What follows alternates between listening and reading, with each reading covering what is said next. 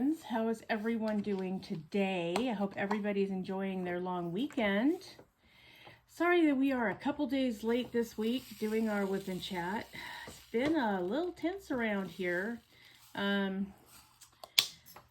We've had Ruby, who's, recovering from her surgery and doing beautifully, by the way. Any of you that want to see her latest updates, I will attach the latest one to the end of the video so that if you want to watch it, you can. And if not, you can just click off as soon as the video is over.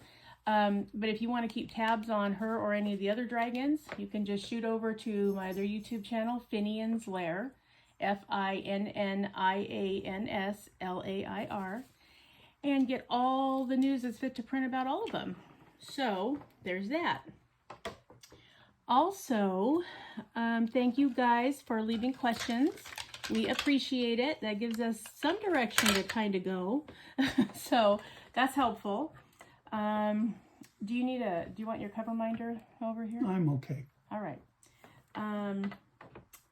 So we hope everybody is having a nice Memorial Day, and we hope that all the veterans in your life know how grateful that we all are for their service and their commitment to our country. Of course, Neil is my favorite veteran because, married and all that. So, honey, thank you for your service. You're welcome. So that's all the current news. In addition to Ruby's surgery, I've been a little bit busy trying to deal with some of the final issues with Lisa. The person at Decedent Services in the hospital is giving her stepson all kinds of grief about getting him to get her to a funeral home to get the cremation done, and just really being a real jerk about it. So I had to step in. So that took me a day or two, but don't worry, it's getting ironed out one way or another. But anyway, needless to say, all of those things combined delayed us a couple days. So here we are. We missed you. So we're glad to be back with you. Do you want to start with one of the questions first, Neil? Okay. All right. So, let's see. First we'll say, Scrap and Sylvia said, "Hi, Wendy and Neil. It was wonderful to listen to Neil sharing." So that's nice.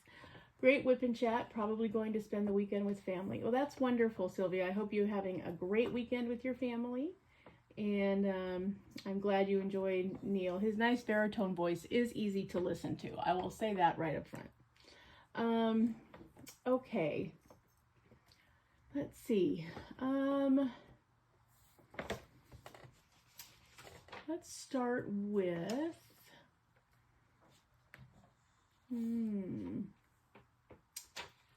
Diamond Art Joy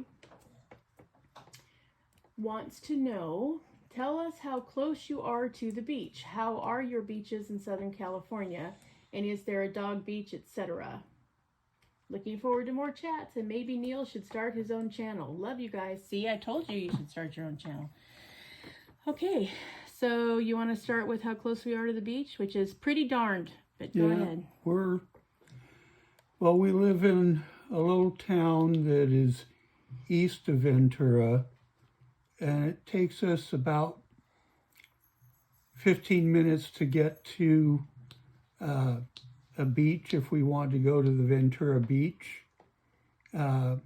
We could also go up Highway 101 to link with Highway 1, and there's a big stretch of beaches there that are just really nice. And so to get to those beaches, it might take 20-25 minutes. But yeah, and Highway 1 is the highway in California that runs along the coast. So if you're planning a trip to California and you've not been here before, I strongly recommend that you spend some time on it. It does take longer to get places than it would, say, if you took the 101, but it's such a beautiful drive and you get to see so much of the shoreline. So yeah, try to do that if you can. Also, if you go north of us, you end up in Santa Barbara County, which also has some really beautiful beaches. They have a couple of beaches where you're allowed to camp literally right down by the beach. So that's nice. Really busy during the summer, but beautiful, beautiful beaches. And they have on Highway 1, just north of Ventura, there's a stretch that they call the Rincon. And it's the highway, I mean, is literally, what, 200 feet from the beach, maybe? Yeah, at most, yep. And during high tide, it's a lot closer. But yeah. And people with their RVs park along there, and it's pretty full the whole year. But during the summer, it's just nuts. Yeah, and there seems to be a thriving colony of chipmunks along the area where the people camp. I suspect they're being fed well.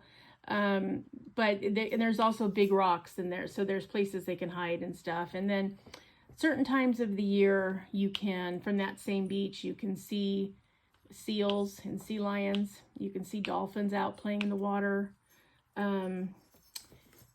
If you go down to the Ventura Harbor, yes, Ventura does have its own harbor. You can see, you can go on whale watching excursions, because you can literally, even if you just stay on the pier, you can see them in their whale migration season, because they go right by here. So yeah, so lots of sea life. It's beautiful. We love it. So much fun. There's a naval base not too far outside of Ventura, next door to it, really, Port Hueneme. And they have a beach also that's really nice and not as crazy busy as some of the other Ventura beaches. I don't know if it's just not as well known, maybe, but and it's nice because it's kind of, very close, within a couple of city blocks of naval housing. So, it's quiet, it's peaceful, it's well kept up. Families go. It's not a lot of craziness, not a lot of drunk people. Like, it's just really peaceful. So we like that one. We've gone there many a time, but it's getting a little more challenging now that we're getting older. I need to figure out how to get tank treads for my scooter so I can go out on the sand. I haven't figured that out yet, but some kind of way I would like to be able to do that, because me walking in sand is quickly becoming a not so much kind of a thing. So but there is a fairly decent size, sidewalk. So, I mean, I can still go out there and enjoy it. And if I could park close enough, there are picnic benches and picnic tables that are cement, that are part of the foundation of the beach, that if I could get close enough where I could walk to it, then I could just sit there and enjoy the breeze and the beaches and sea life and other families. And yeah, so I guess the answer is that we're very close to the beach. We're equally close to the mountains. So, we're really lucky because we are kind of close to all kinds of climate. As far as to what are our beaches like, the interesting thing about that is they vary a lot in California. Why that is, I don't know. Like, for instance, if you're, headed a little north of us, if you're going, say, to the city of Monterey or the city of Carmel, the beach sand is white. It's beautiful. It's very pretty. Crystal clear blue water and very white sand. Whereas down here, the sand is much more, beigey colored and has much more pebbles and rocks in it that have washed up from the sea, much more than, north of us. So, yeah, they differ a lot. It's not, she's saying pebbles and rocks, it's not rocky like if you were going to the beach in Washington State around Puget Sound. Okay, I'll take his word for that because I have not been there. So he has, but I have not. Yeah, it's definitely still sand, but it's definitely not, it's beige, it's not white, it's a little bit more coarse, I guess is what I'm trying to say. It's not as fine as the white sand beaches. Water is still blue and very pretty though. Now for you East Coasters, I think the biggest difference is our water is cold, like cold. Because you guys have warm water because you guys in the south, because you have Gulf of Mexico water, and so it's warm. Our water is very chilly, which is wonderful in the summer because when it gets hot, even if you're just sitting on the beach, the breeze that comes off the water is crispy because it's just nice and cool. But you have to wade in though because it's chilly. So but yes, we have quite a number of beaches, and our beaches don't get quite as hectic or as busy as the LA County beaches. Los Angeles County just gets unbelievable craziness, and they get a lot of tourist activity in the summer. We don't get that as much. We get a little bit. I mean, the town of Oxnard, which hosts the Strawberry Festival every year, is also in our county. So when that's coming along, then we do have more tourist traffic and things like that we don't, get as often as LA does. So, it's a pretty good little town to live in.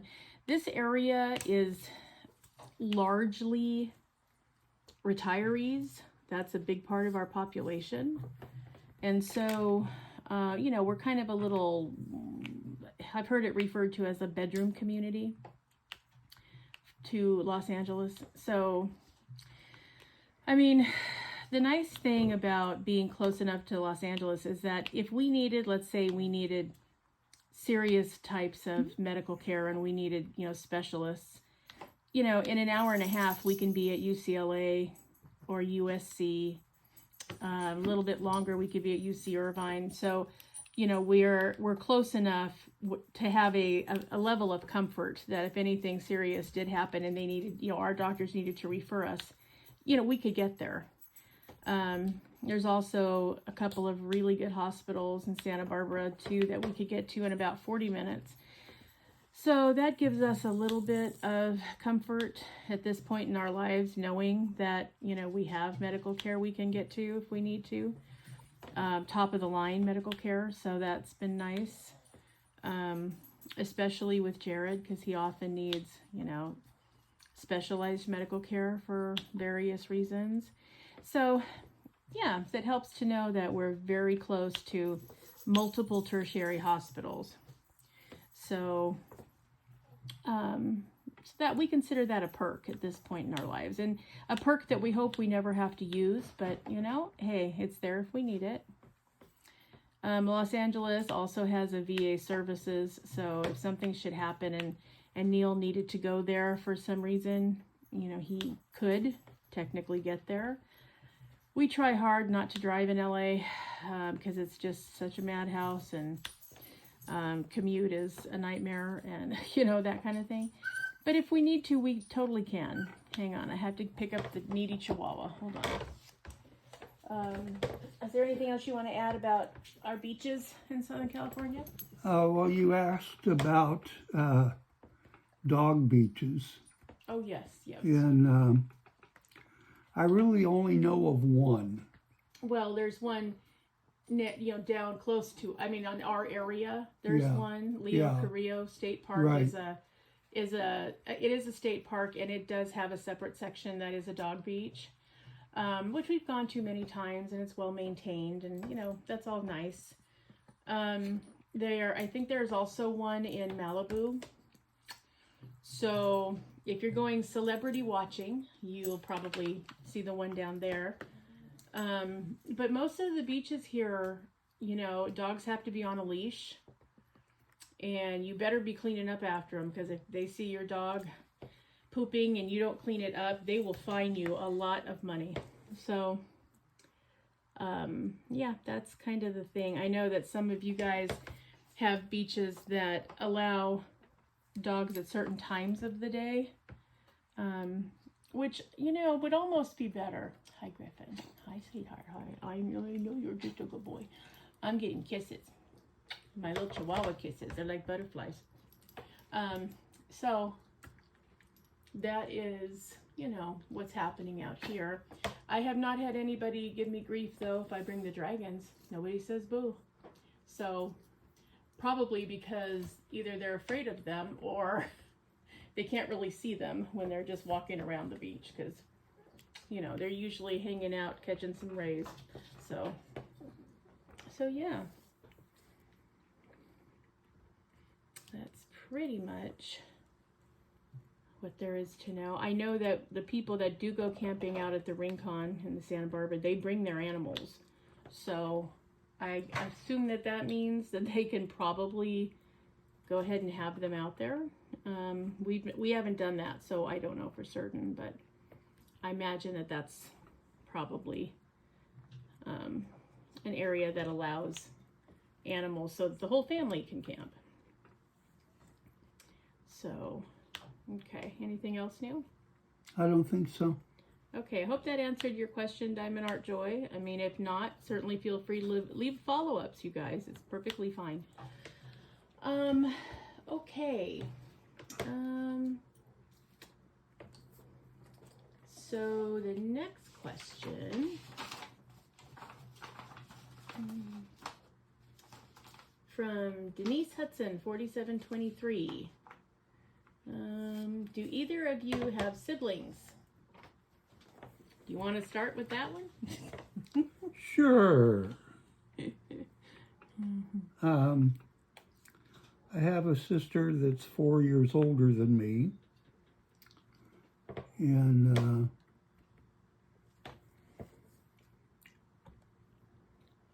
we've never really been, well, I guess from the time I was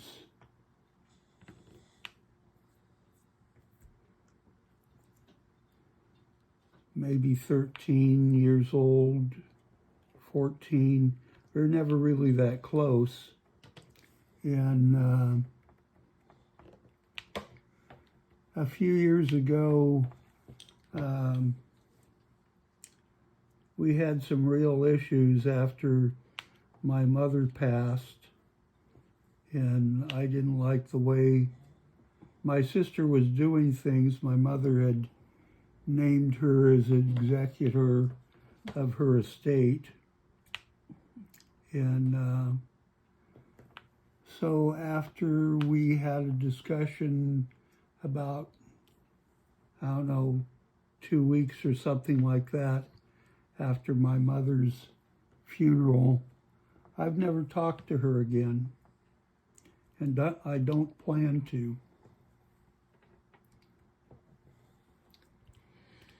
Yeah.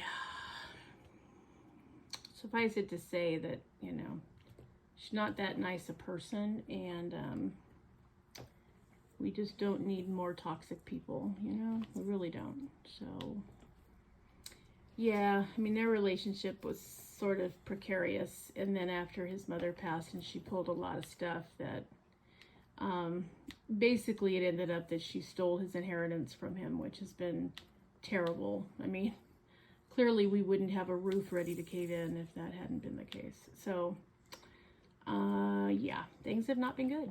I have an older brother. He's 8 years older than I am. He is an estate planning attorney.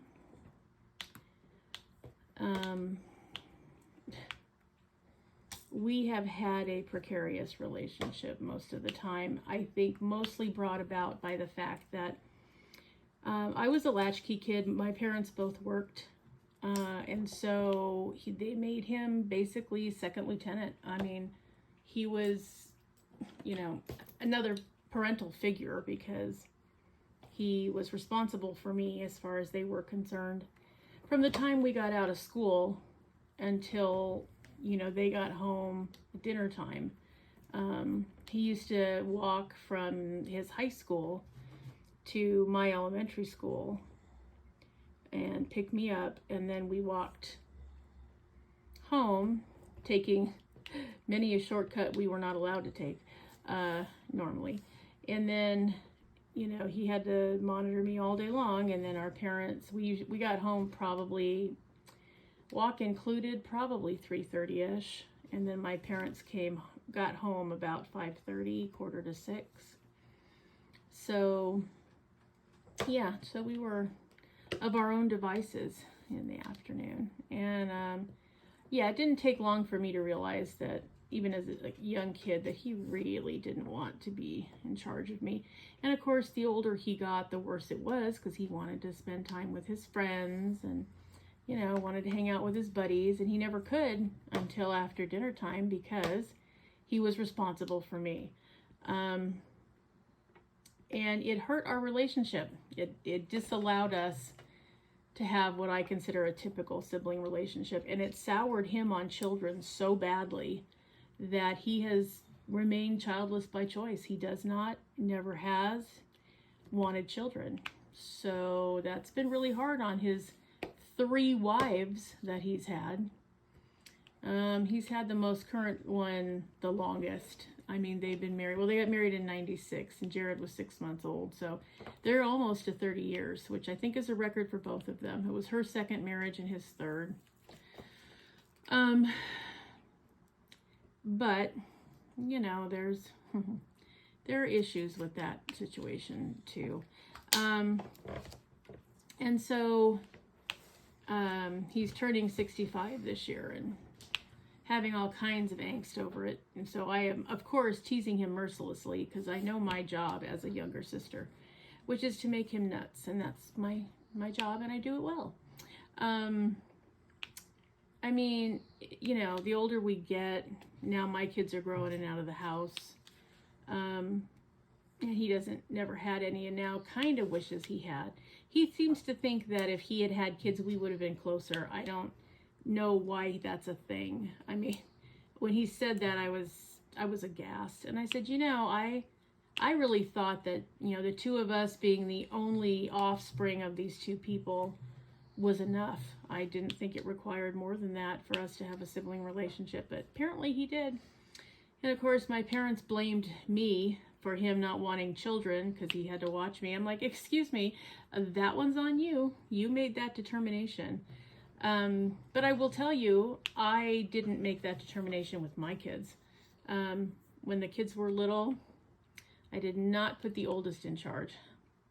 I got a sitter if I needed one, or if I needed a family member to help me watch that, whatever I needed to do, but I did not put the oldest in charge, even though he was 4 years older than his next brother, and then that one's 2.5 years older than the youngest. So, I mean, there were times he could have. I mean, by the time he was 12, he certainly could have monitored his brothers, but no, because what had gone on in my childhood, which I had no control over, so I didn't want that kind of stuff floating around between my kids. I wanted them to be able to just be siblings. And by and large, they are.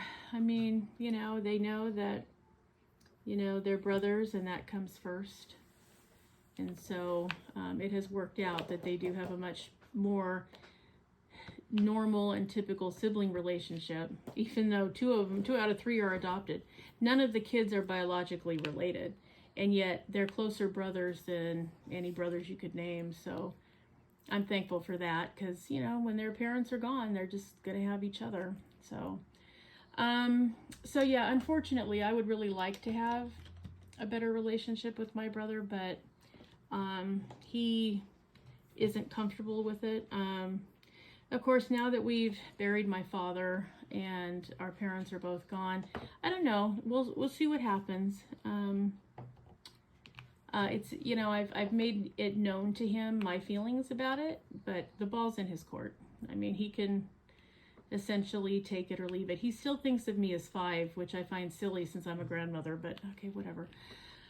So yeah, we don't do a lot of chatting with our siblings, is where that sort of ended up. But yeah, we each have one. Neil has a sister 4 years older, and I have a brother 8 years older, and that's it. That's all we have. Yeah. Can I get number 7 and number 22, please? Okay, the symbol is that, or you want the numeral?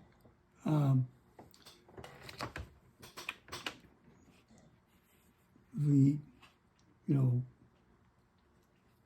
1 through 32, numbers 7 and 22.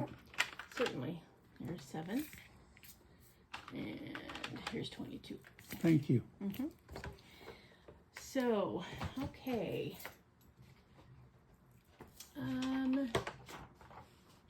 Next question. Let's see. I guess this one's for me, from Diamond Painting with Jack. She says, because of your love of bearded dragons, is that how you got into doing dragons for your diamond painting? That's a good question, Jack.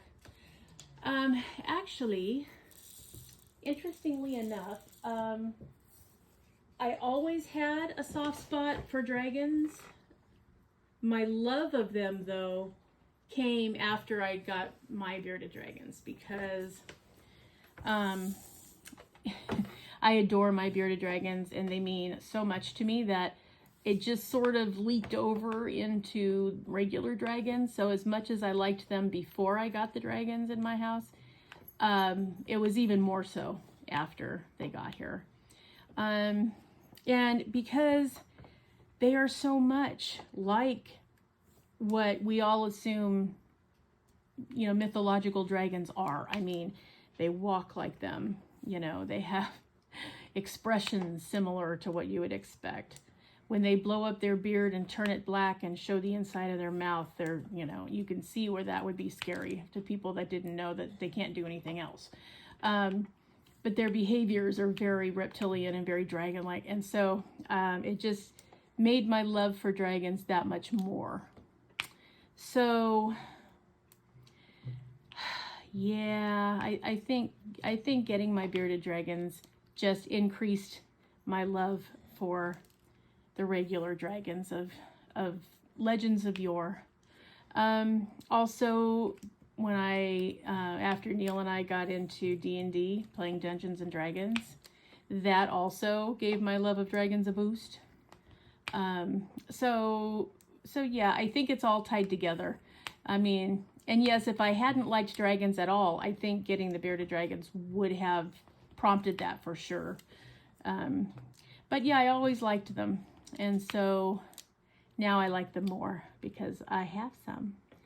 I have my tiny dinosaurs here in my house that I adore. I didn't know how much fun reptiles could be until I got bearded dragons.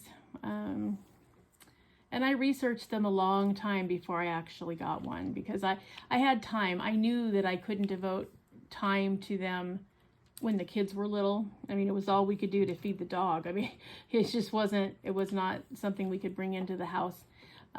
Once the kids were older and getting ready to move out of the house, that kind of thing, then I started to actively search for bearded dragons and found them. And then my love for dragons that I already had just took off from there. It got turned up from DEFCON 5 to DEFCON 1.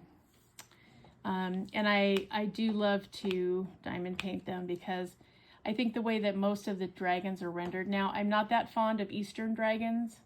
These dragons that have the weird shaped head and, furry faces and whiskers that swoop around. Yeah, no. I like the Western dragons better. And I like the way that they're depicted. They're often beautiful colors. They're often in very interesting or regal types of poses. And yeah, I love all of that. So yes, the more I see them, the more I love them. And if I could also have, you know, a mythical dragon, you bet I would. I definitely would. Yeah, so yeah, it definitely made my love of dragons much more serious once my little dragons got here. So, yeah. And I really was not a fan of reptiles before that. I mean, you know, not a snake person, wasn't really that interested in turtles. Didn't really have, you know, an affinity for lizards in general. Like, none of that was the case. It was dragons specifically, and mostly because of how interesting and docile and interested in people they were, which still boggles my mind to this day. I do not understand it. And it doesn't make sense, and it doesn't follow the pattern of any other reptile. So, like I said, they're mythical little beings themselves. Some kind of specialness is in there. Maybe they're evaluating whether or not people are worthwhile. I don't know.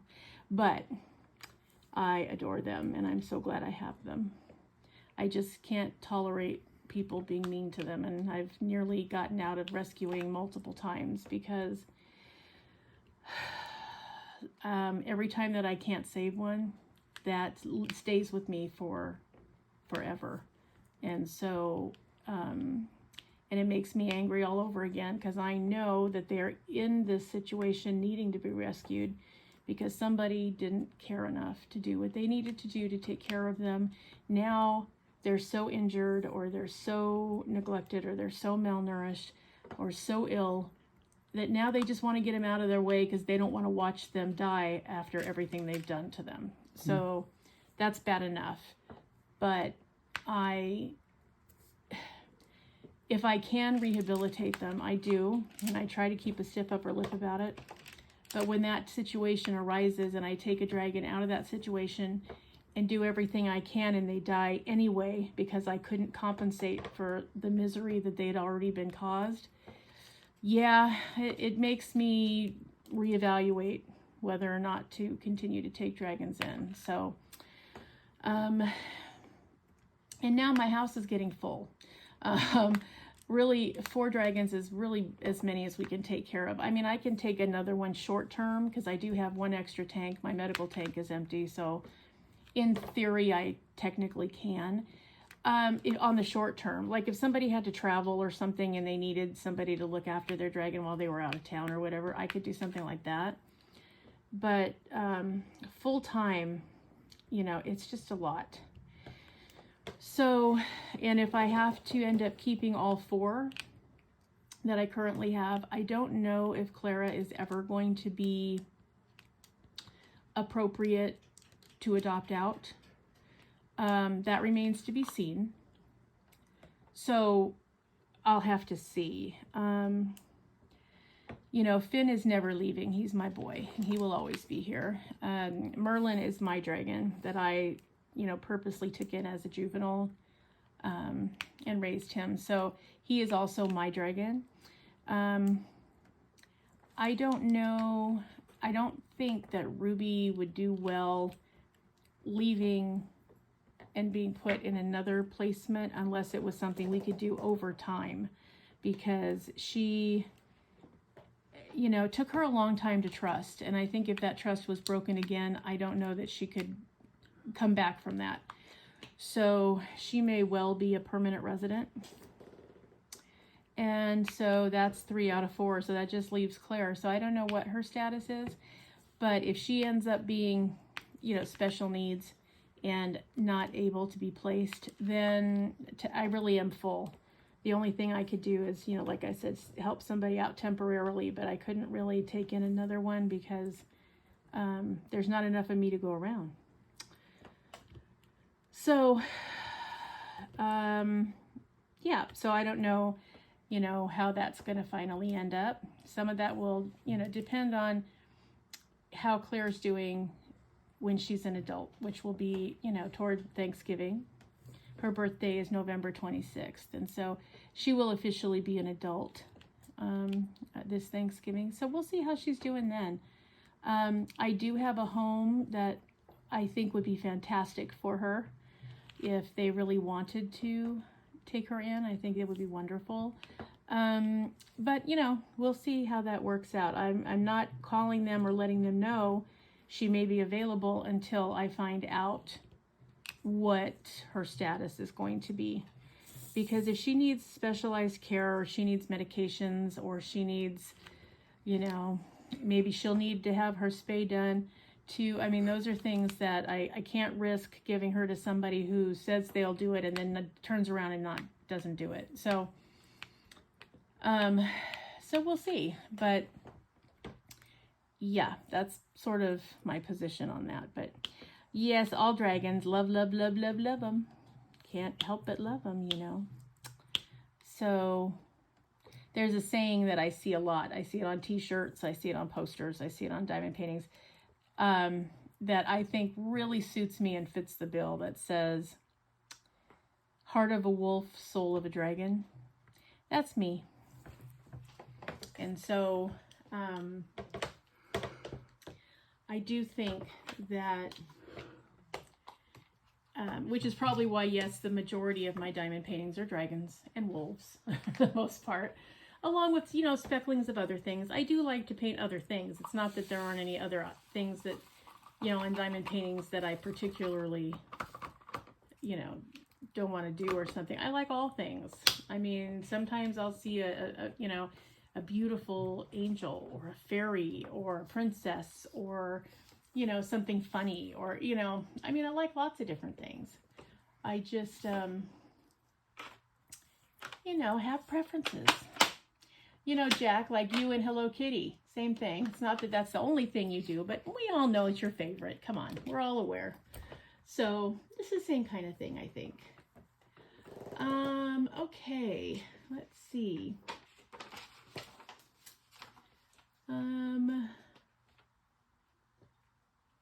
The last question from Sugar Ray Crafts says, do you carry any life lessons that you gathered from a show, movie, or person? If yes, what is it and why did it stick with you? Provocative question. Do you want to start with yours, Neil, and I'll weigh in later?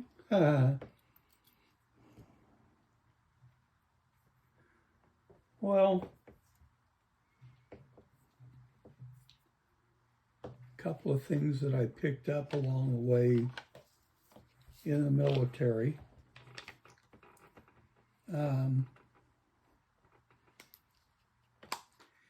You know, they expect a lot out of you. You know, if you're not, you know, giving 100% of your capabilities all the time, you can, you know, get in some serious trouble, because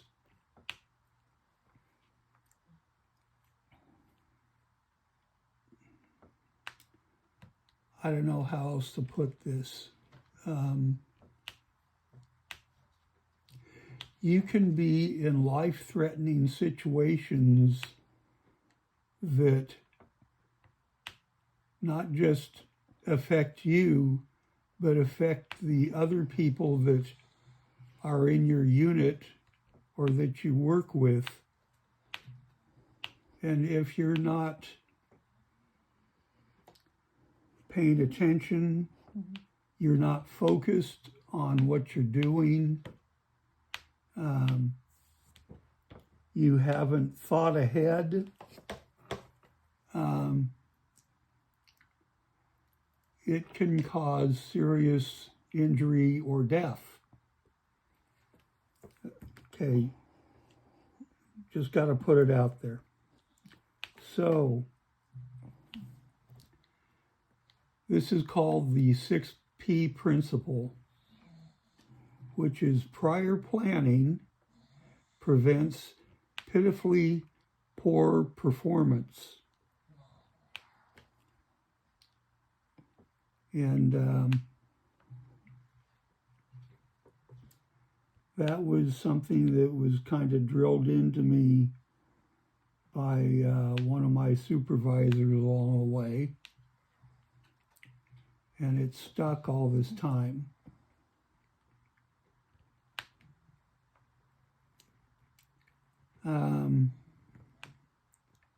The other thing that kind of relates to it,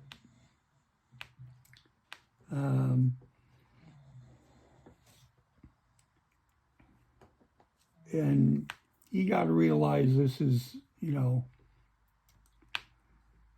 coming from military, and sometimes the language isn't all that great.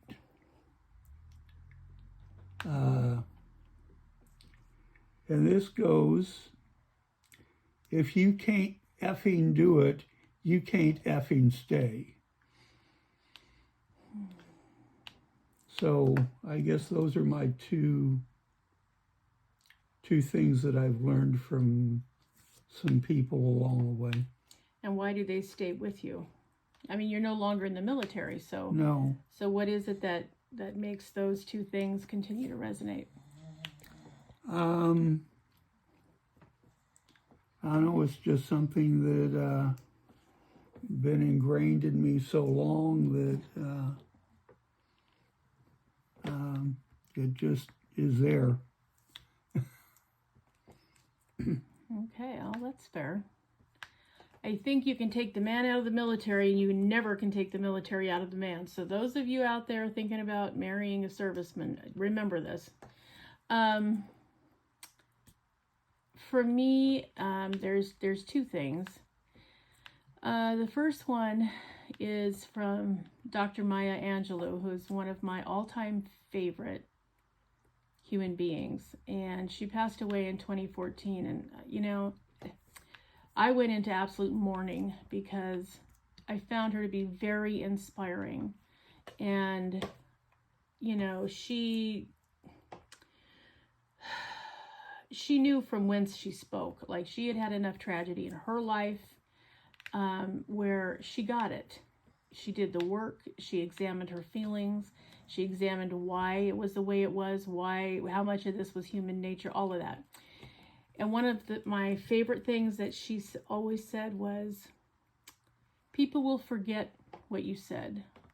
People will forget what you did. People will never forget how you made them feel. And I think that I have seen that to be true many, many times.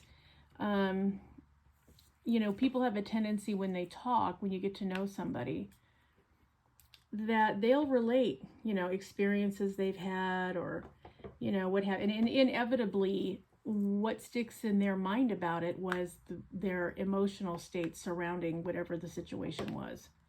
What somebody did, or sometimes they won't remember what somebody actually said or how they actually did something or went about it, but they remember distinctly the pain that they felt because of it, or the happiness that they felt because of it.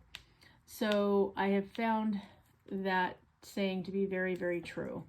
And being a Sagittarius, my mouth often gets ahead of my brain, and so I seem to be missing that filter that most people have that tells them, whoa, even though you're thinking that, don't say that. I tend to put it out there before I had a chance to, assess whether or not I should put it out there. So as I have gotten older, I have worked really hard to remember that from Dr. Angelou, and to try very hard to be a little less impulsive with what comes into my head, not just pouring out my mouth.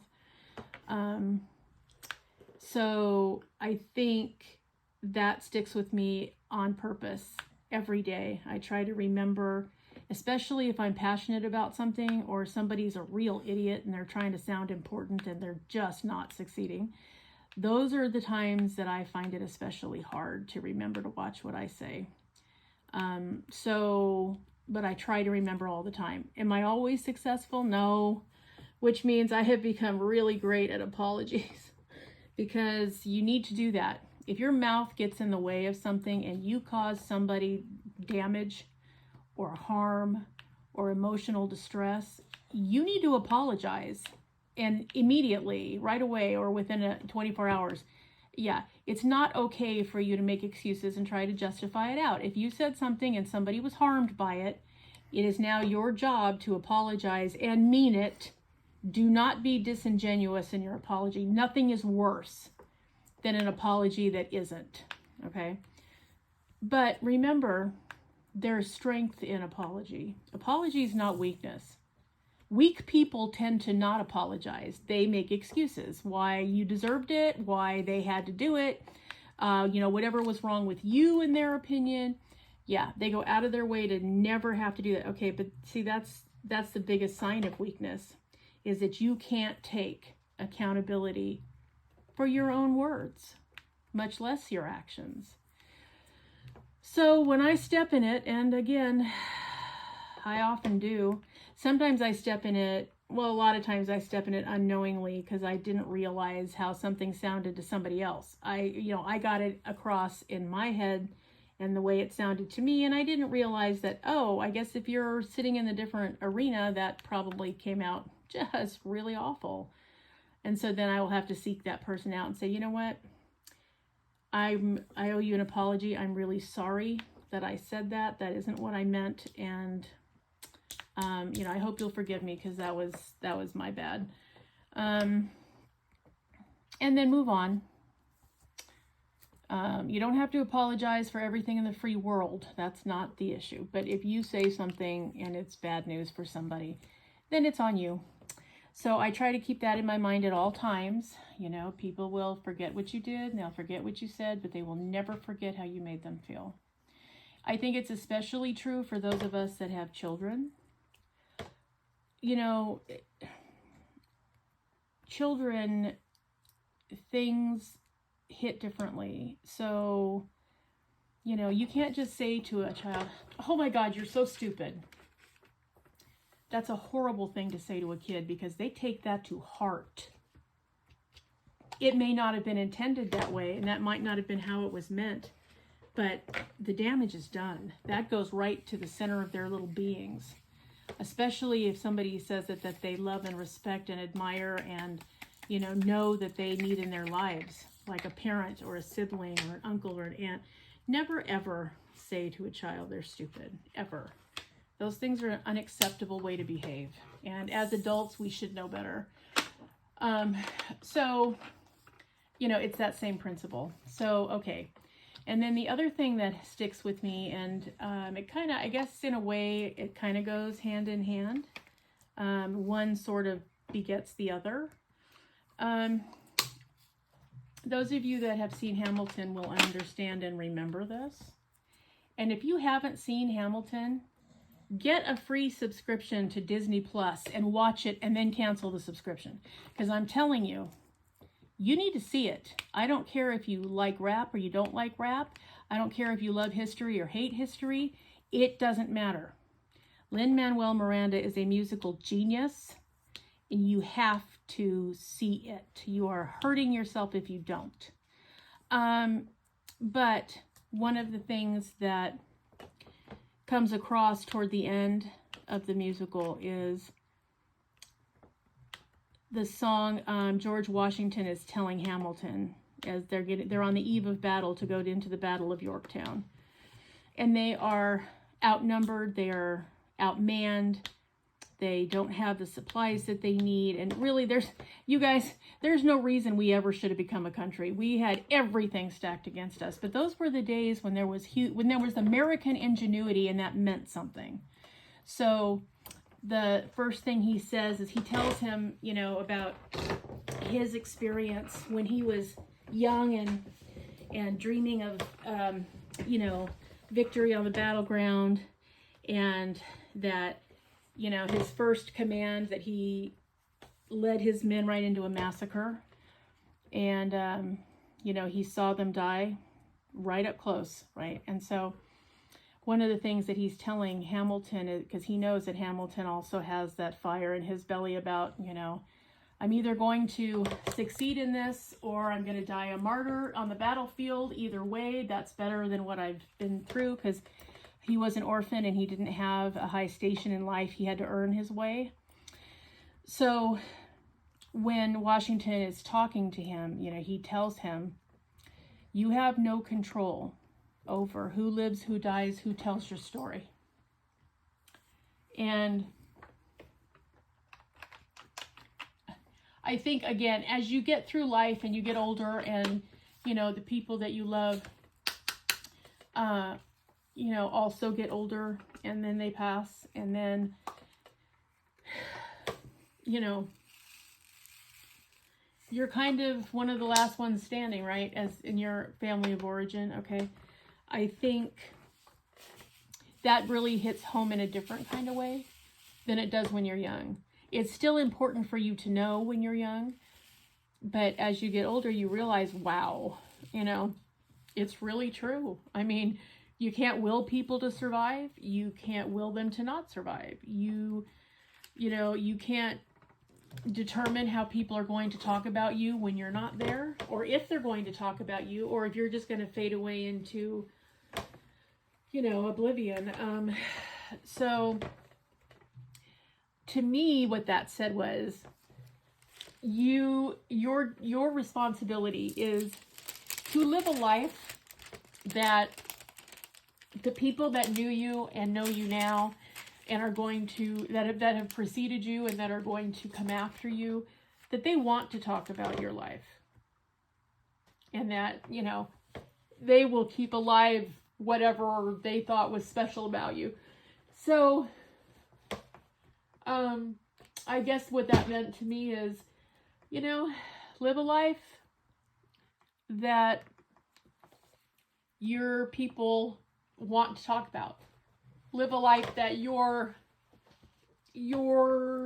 descendants, you know, discuss with their children. Try to decide what is your legacy. And I think it's important that everybody address this. Hopefully at least once a year. You think to yourself, if I were to be gone tomorrow, what's my legacy? What have I left here? Did I do anything to help make the world a better place? Did I, you know, was I kind to the elderly? Was I kind to children? Did I, you know, ever sacrifice for myself to do something good for someone else? Like, you know, and if so, you know, what does that look like? And is that okay with you?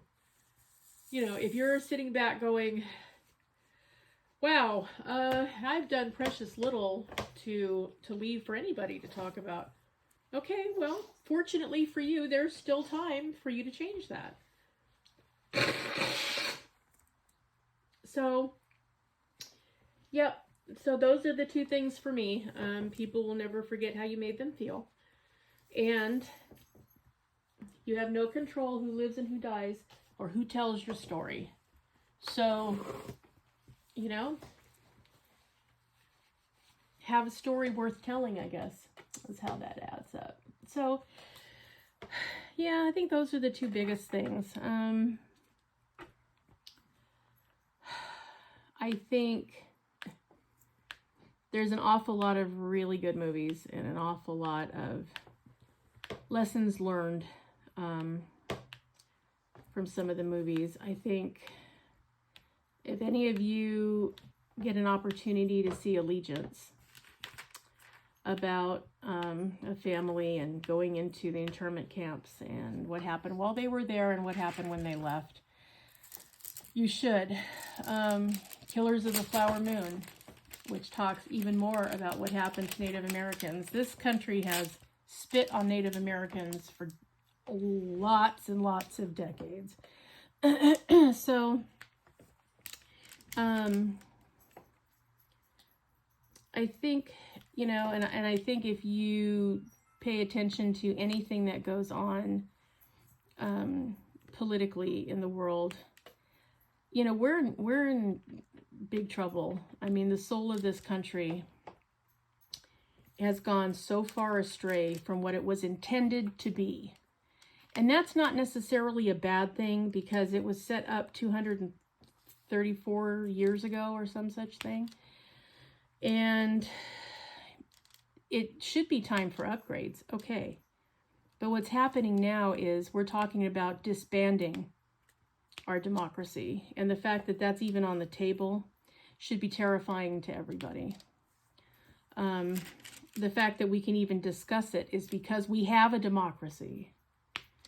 So this is a good time for everybody to do a little soul searching and reassess, because, you know, what happens by the end of this year is going to make a big determining factor on what comes next, or if there's anything to come next. So, my grandmother used to say, you know, it's always the golden rule, Wendy. It's, you know, you do unto others the way you would like to be done unto you. That's all you have to remember. If you just live by the golden rule, which I think is a simplistic way of kind of looking at how incredibly complicated, you know, human beings can be. But I mean, at the heart of it, it's probably just plain true. You know, be a good person. Be kind to people. Don't be an ass. Don't drive like an idiot on the road. You know, like, come on. Be understanding with your fellow man. If somebody, you can see that somebody clearly needs help, help them. Looking at them and then ignoring them isn't helpful. Is that what you'd want them to do to you if you needed help? I really think that what goes around comes around really is a thing, and it happens a lot. And what that looks like is going to depend on, you know, what you're putting out there to come around. So, and I, you know, because I have kids that had special needs, and someday I will not be here to look after Jared. I'm going to have to hope to God that if he really is in trouble sometime and really needs help, that somebody will come to his rescue. Because I won't be here to do it. And if you don't think that doesn't keep me awake at night, it really does. All you have to do is watch the news at any time. And yeah, pretty damn depressing. So, yeah, I think that's the two most important things. And I'll tell you what, in 2014, when we lost Dr. Angelou and we lost Robin Williams in the same year, oh, guys, I was ready to pack it in. I'm like, are you kidding? We needed both of them desperately for the things that were afoot. We absolutely did. And they were gone. So, yeah, it's been some rough times we've been in. If we can clean up some of our garbage and, you know, get back to real life, I think that would be helpful. But whether we do or whether we don't, I mean, that's going to be on us, you know. So, yeah, but those are the ones that stick with me the most, you know, who you have no control, who lives, who dies, who tells your story, and people will never forget how you made them feel. So thanks for the question, Ray. That was really awesome. That one made us think. You made us actually use our brain. That was just not nice. But, you know, again, we probably needed to use our brain a little bit. So that was a good thing. So if any of you have any follow-up questions or you think of some new ones, you know, by all means, put them in the comments, because we are once again at the end of the questions. There were some really nice comments, though. Again, Diamond Art Joy said, hey, Wendy and Neil, great chat. Still learning a lot about you guys. Love your little furries and dragons. Everyone has such personalities, and boy, do they. I'm doing Paint with Friends and the upcoming Summer with the Masters events for sure, and maybe a few more. That's awesome. Good to know, Diamond Art Joy. I think you should definitely do that, because you're one of the fastest diamond painters that I have seen in a long time, and oh, you do beautiful work. So I'm really glad. Can't wait to see your Summer with the Masters project. Let's see. Stella 6094 says, I always forget to tell you that we both have rubies. Love it. That's awesome, Stella. What kind of a creature is your ruby? Is it also a dragon? Is it a dog? Is it a cat? Clue us in. Let's see. Master of Jedi. Hey, Wendy and Neil. Thank you for answering my questions. I will admit the army life would not suit me. And such an interesting story about how you name your pets. Well, I'm glad you found it interesting. And thanks for commenting, Jedi Master. Appreciate that.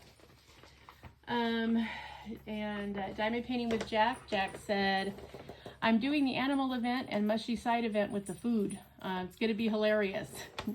I like to do portraits and getting into horror for diamond painting. You know, I got my first dragon picture. Yes, I saw that in your unboxing, Jack. I can't wait for you to do it. It's a great one. Excited to start that one. No plans for Memorial Day. Probably just stay at home. Well, I hope that you're having a great weekend, even staying at home. And I hope that you're safe from the tornadoes out there. My goodness, you guys in the Midwest are having quite a time. Denise Hudson, 4723, said, Hi, Wendy and Neil. Really enjoy your WIP N Chat. My favorite thing to diamond paint is big cats, which is cool. I love big cats. I also love the ocean, but pretty much whatever I can get my hands on. Well, don't we all feel that way? I think so. She's not going anywhere for Memorial Day. Take care. Okay, well, I hope that you get to stay home and do lots of diamond painting. That is cool. And that's everybody that left a question. So, again, thank you all for leaving us questions to answer and keeping us on the straight and narrow so we can't drift too far, because you know, we could digress for days. You guys would never get us out of here, so it'd be a whole thing. So, what else would you like to add, Neil? Well, I hope you guys are having a good weekend, 3-day weekend. And, you know, there are so many people that have paid so much for the freedom of our country.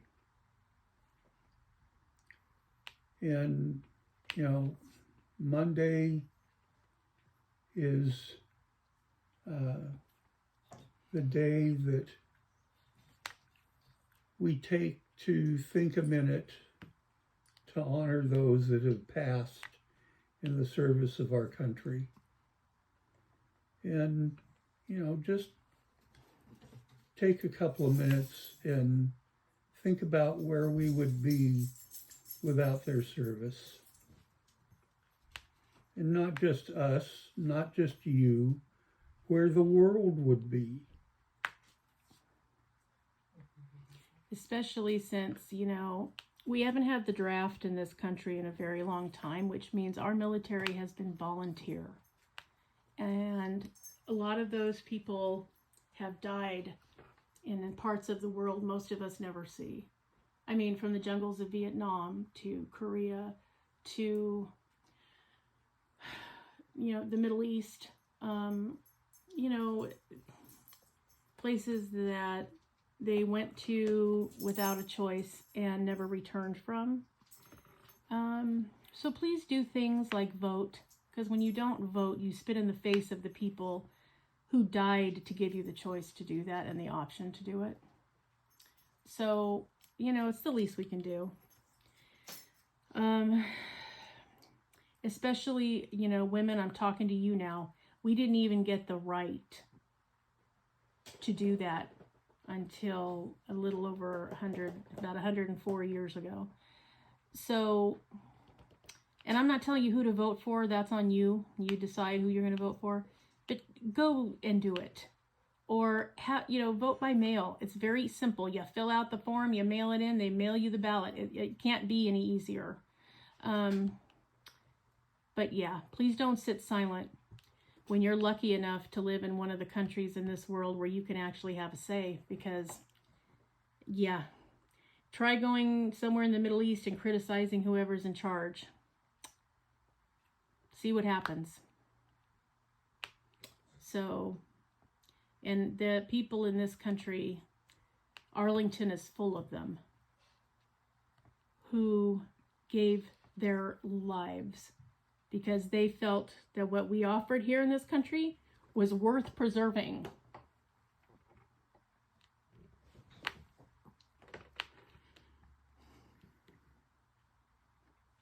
So yeah, take a minute.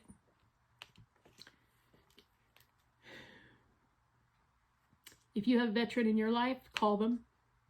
Say, you know what, thank you. Thanks for preserving the freedoms that I enjoy every day. Neil, did you know anybody personally that you lost during Vietnam or Desert Storm?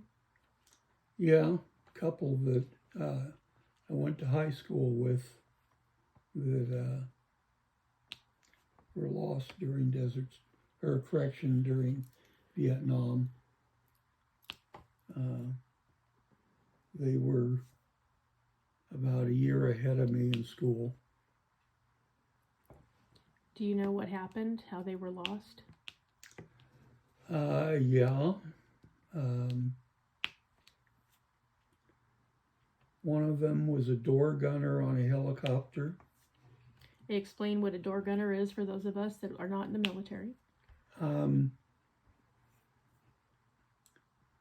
With the Huey helicopters, they would airlift the troops in and go and get them to bring them out from where they were. And on the Huey, you had a door on either side of the helicopter back from where the pilot and co-pilot sat. And at those doors were on one on each side was mounted an M60 30 caliber machine gun. And the door gunner's job was to put automatic weapon fire on the enemy that could be in the tree lines or wherever they might be to help insert the troops or extract the troops. And so they were there to help our side infiltrate the area, basically, or get out of the area. Yes. Okay. And so he was one of the machine gun operators, and he got killed in action. I don't know if he was inserting or getting the people out, extracting. I don't know if the entire helicopter was lost with its crew or just what happened.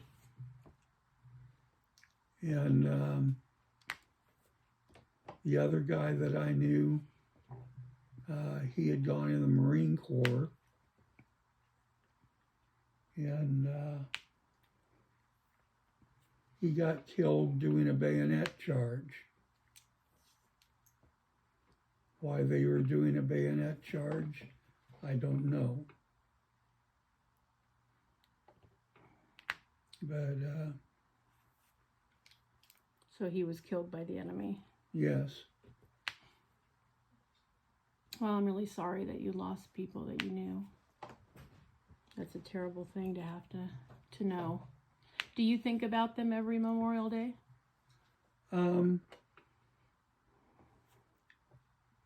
Well, not just on Memorial Day, but they cross my mind from time to time. So I think you should tell people what goes through a veteran's mind on Memorial Day. Not just the standard person where you're just thinking, woohoo, an extra day off, but what happens for you as a veteran? Well,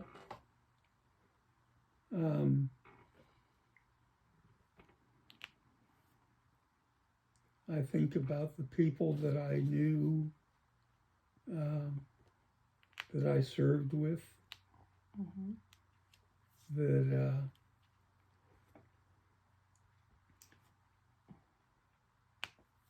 I have no idea where 98, 99% of them are.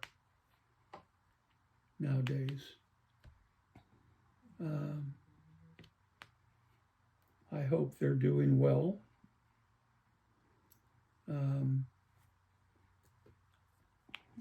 There was a sergeant that I served with when I was stationed in Panama that had been in Korea and Vietnam. And he retired while I was down there.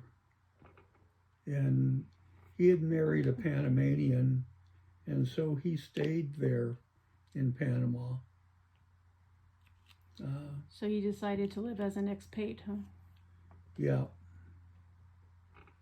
Well, I imagine if you marry a Panamanian national or national from any place that, we are there serving a purpose, our military.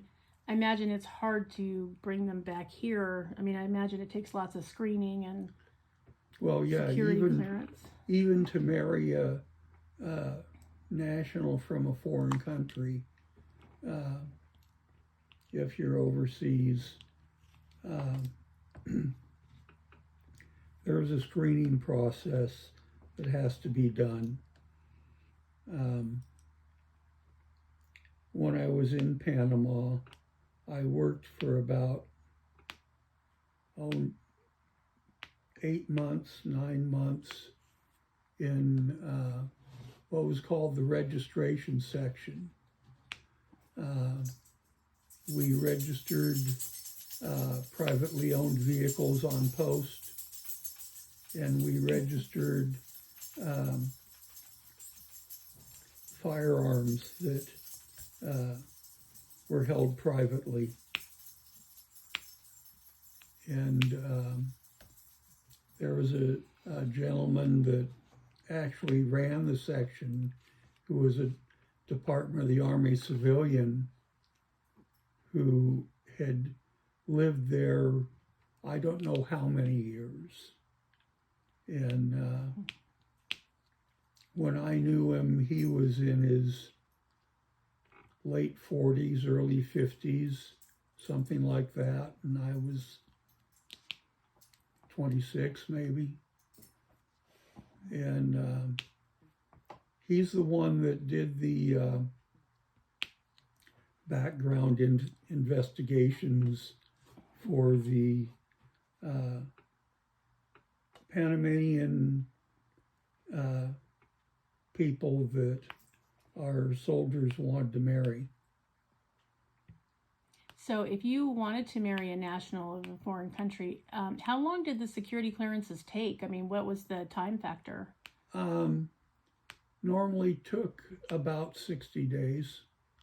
Oh, okay, so a couple of months. Yeah. So if you were going to be either deployed elsewhere or you were getting your walking papers and you were getting to go home and that wasn't done, did you have to leave and then wait till they were cleared and then bring them after? Yeah, they would have to they would have to get a passport and a visa to be able to enter the United States. Interesting. See, most of us civilians are not aware of how all this stuff works. So it's good that you're explaining it. Because we know that there were an awful lot of servicemen that, like in Vietnam, that took Vietnamese wives and had children and whatnot. Same thing with Korea. Yeah. Yep. Was it the same thing in World War II? I mean, we were dealing mostly with Europe, but, was it the same way? I imagine it was, especially after the war ended. During the war, I have no idea how they could have done it. We were too busy fighting the war. Yeah, I mean, that kind of went through my head too. I thought, wow, okay.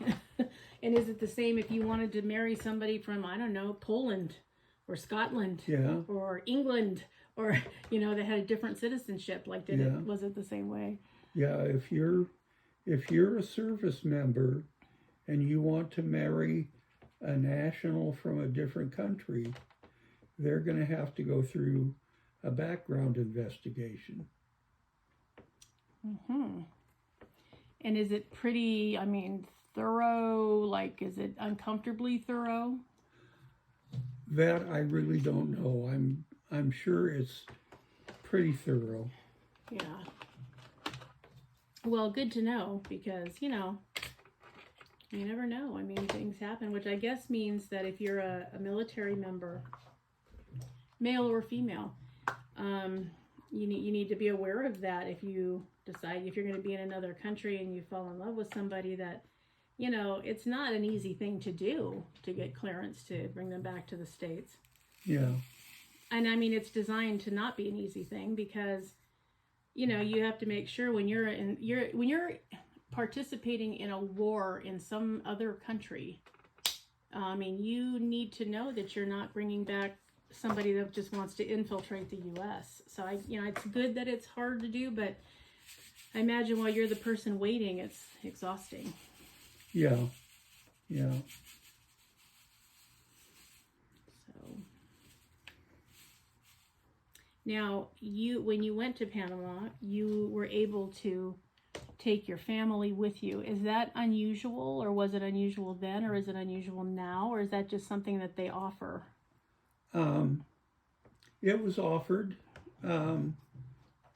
If I had gone on what's called an unaccompanied tour, which meant that I went down there to do my service time, but my wife and kids stayed in the United States, the tour was 18 months.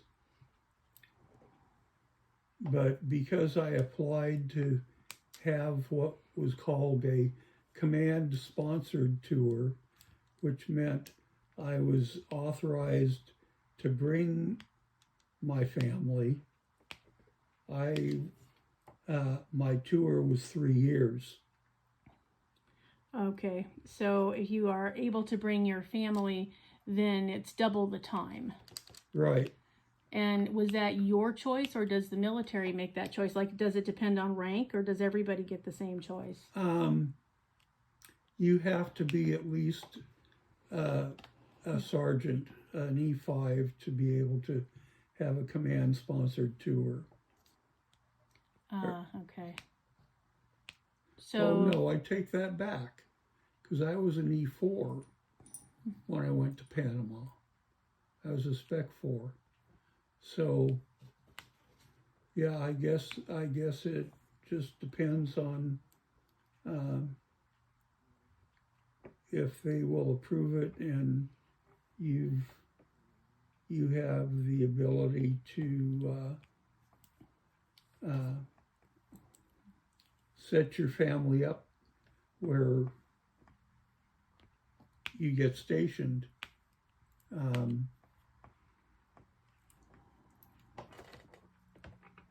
Okay, when I got the orders to go to Panama, I was stationed at Fort Hood in Texas, and we were renting a 3-bedroom house off the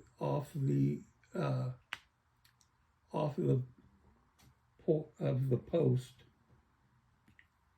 and we were paying. Now this was 1975, and we were paying $150 a month rent. and what was your salary in the military then? I was making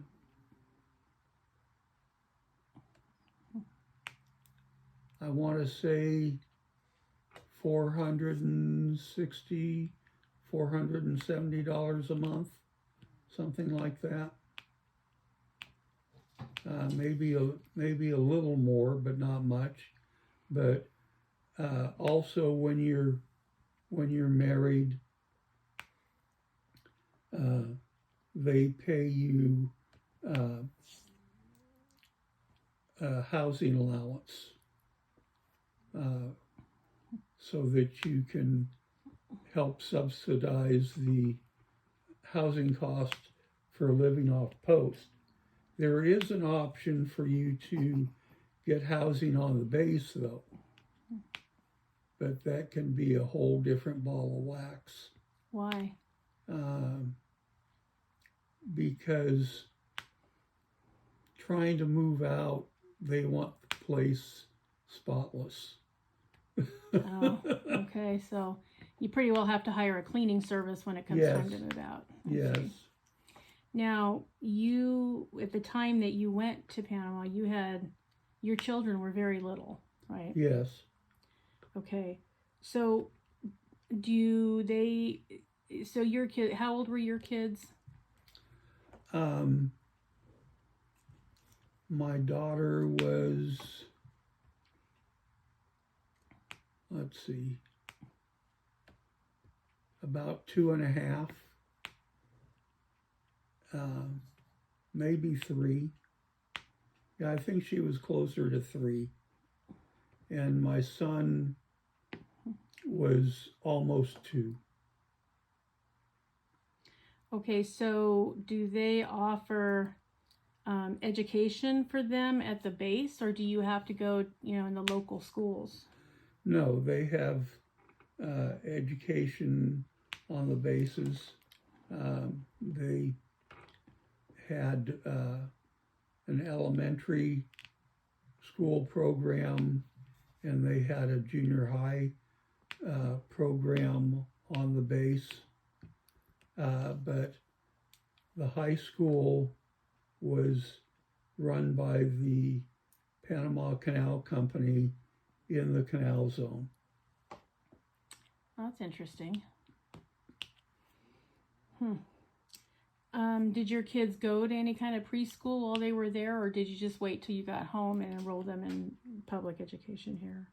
No, they didn't go to preschool there.